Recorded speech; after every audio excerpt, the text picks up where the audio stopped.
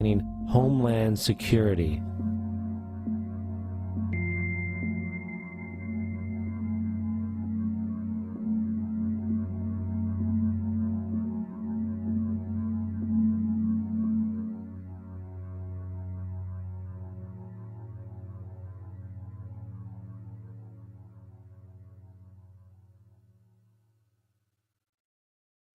This is Aaron Russo, a filmmaker and former politician.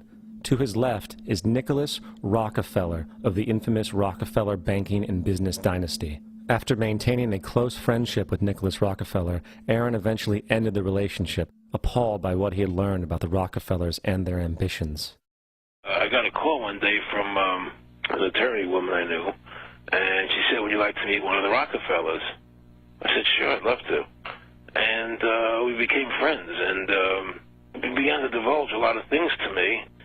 So he said to me one night, he said that there's going to be an event there, and out of that event, you're going to see we're going to go into Afghanistan, so we can run pipelines from the Caspian Sea. We're going to go into Iraq to take the oil and establish a base in the Middle East, and we're going to go into Venezuela and try and get rid of Chavez.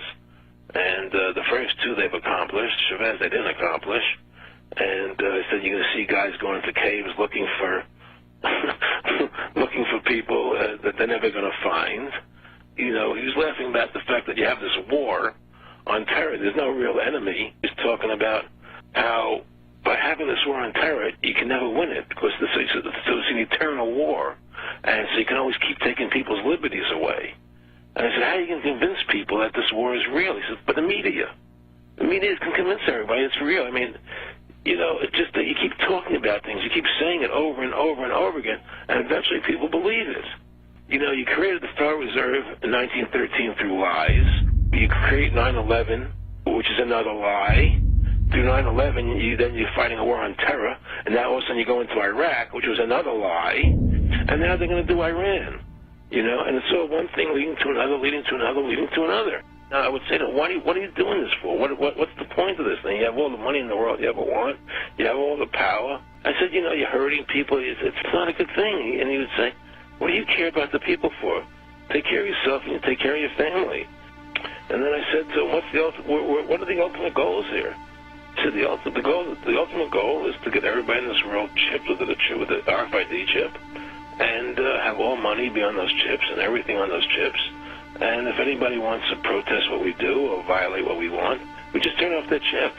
Just turn off that chip. Just turn off that chip. Just turn off that chip.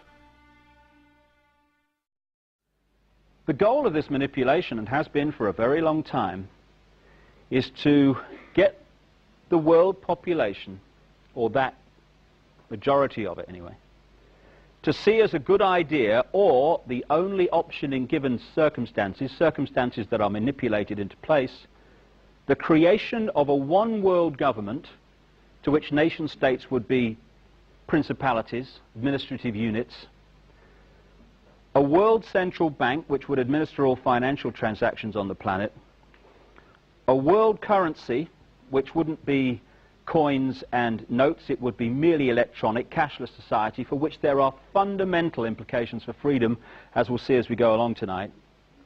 A world army under centralized control with nation-state armies dismantled under the justification of seeking peace, and a microchipped population linked to a global computer, the latter of which sounds bizarre to many people on first hearing, except that we are ridiculously close to it and the technology already exists. That's right, microchipped. In 2005, Congress, under the pretense of immigration control and the so-called war on terrorism, passed the REAL ID Act, under which it is projected by May 2008, you will be required to carry around a federal identification card, which includes on it a scannable barcode with your personal information. However, this barcode is only an intermediary step before the card is equipped with a VeriChip RFID tracking module, which will use radio frequencies to track your every move on the planet. If this sounds foreign to you, please note that the RFID tracking chip is already in all new American passports. And the final step is the implanted chip, which many people have already been manipulated into accepting under different pretenses. We have a Florida family who are really pioneers in a brave new world. They have volunteered to be the first ever to have microchip identification devices implanted into their body. After 9/11, I was really concerned with the security of my family. I wouldn't mind having something planted permanently in my arm that would identify me.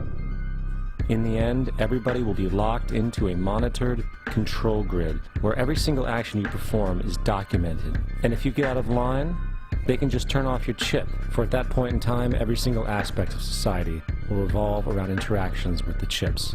This is the picture that is painted for the future if you open your eyes to see it. A centralized one-world economy where everyone's moves and everyone's transactions are tracked and monitored, all rights removed.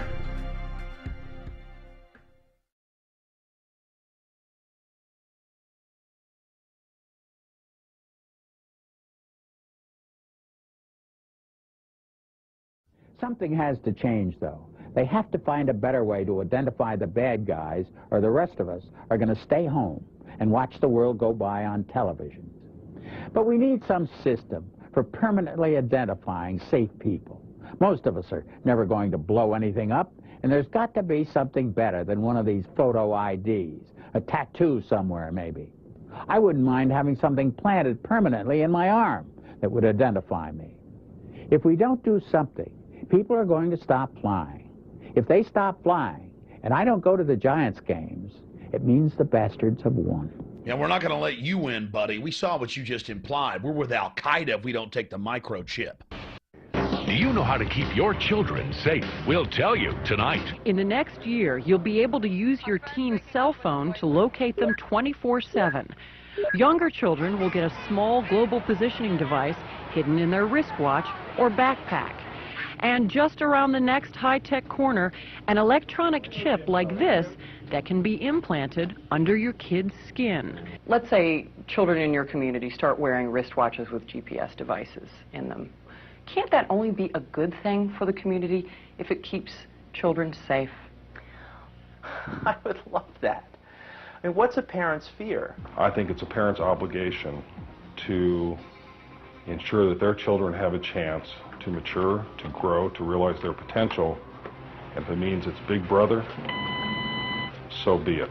You got to do what you got to do to keep your kids safe. Civil libertarians, eat your hearts out. Civil libertarians, eat your hearts out. All right, we got the Van Dams, we got this little girl Elizabeth Smart, we got this girl in Pennsylvania, we got Samantha Runyon, we got this other little girl, one after another, after another, after another, after another. And parents around America saying, we can't even allow our kids to play in the front yard. Is there anything, technologically speaking, that they can do that could help in a situation like a kidnapping?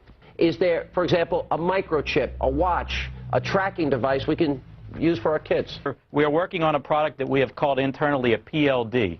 PLD stands for Personal Locating Device, which is an implantable GPS for which our company owns a patent and can be implanted surgically in the clavicle area of a child or someone that you are interested in tracking. It is the first implantable microchip for humans that has multiple security, financial, and healthcare applications. One thing I would just suggest, I'm just an outside, soon-to-be investor. I love this idea, by the way, Scott. I think this is great. Thank you, Sean. Put it in earrings, put it in a cross, make it smaller, maybe not implantable, and I think let parents choose. It's not the government, so I like it. But we're currently working on those applications.